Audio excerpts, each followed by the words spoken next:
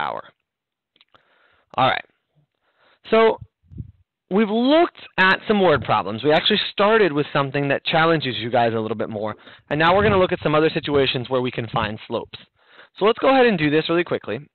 We're going to take a look at number 1, and we're going to look to see what the rate of change is. And we're going to look for the rate of change between each of these points.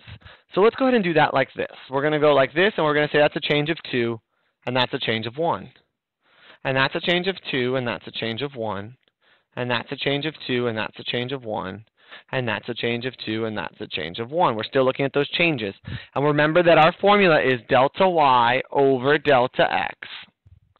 And if I go delta y over delta x, change in y over change in x, I'm going to get 2 over 1, 2 over 1, 2 over 1, 2 over 1. And if I'm at 2 over 1, 2 over 1, 2 over 1, and 2 over 1, that means that this is going to be linear, and it's going to have a slope of 2 because it has a constant rate of change all the way. Now, I want you, well, let's look at 2 together. Let's do one more together here. From 5 to 2, we're going to go down 3, down 3, down 3, down 3, up 1, up 1, up 1, up 1. For each one of these situations, we're going to get negative 3 over 1, negative 3 over 1, negative 3 over 1, negative 3 over 1. And therefore, our slope is going to be negative 3. And this is, again, going to be linear. We know it's linear because it has a constant rate of change. Go ahead and try to do number 3. See if you can find the slope of number 3 all on your own.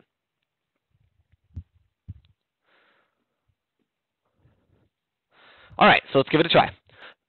Let's do those y values first. Negative 17 to 3 is up 4, up 4, up 4, up 4, up 1, up 1, up 1, up 1. So my slope is 4 over 1, 4 over 1, 4 over 1, 4 over 1. We keep getting the same slope over and over again. Therefore, my slope is 4.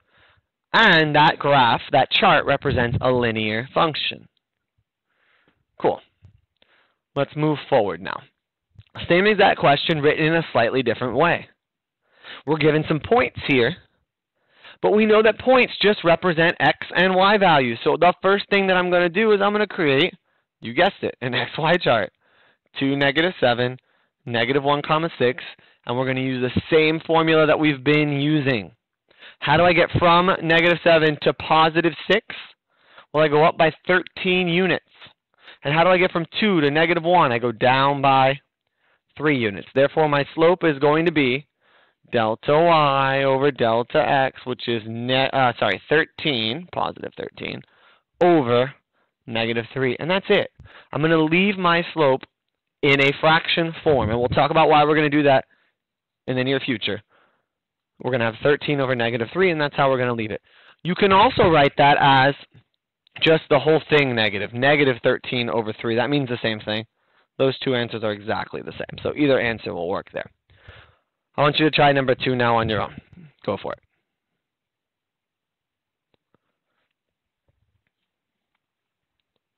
All right, so again, our first step here, XY table, negative 3, comma 3, 7, comma 6. What's happening here? It's going up by 3.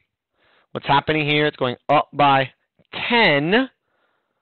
If we need to count those out, we can, but we're going to go negative 2, negative 1, 0.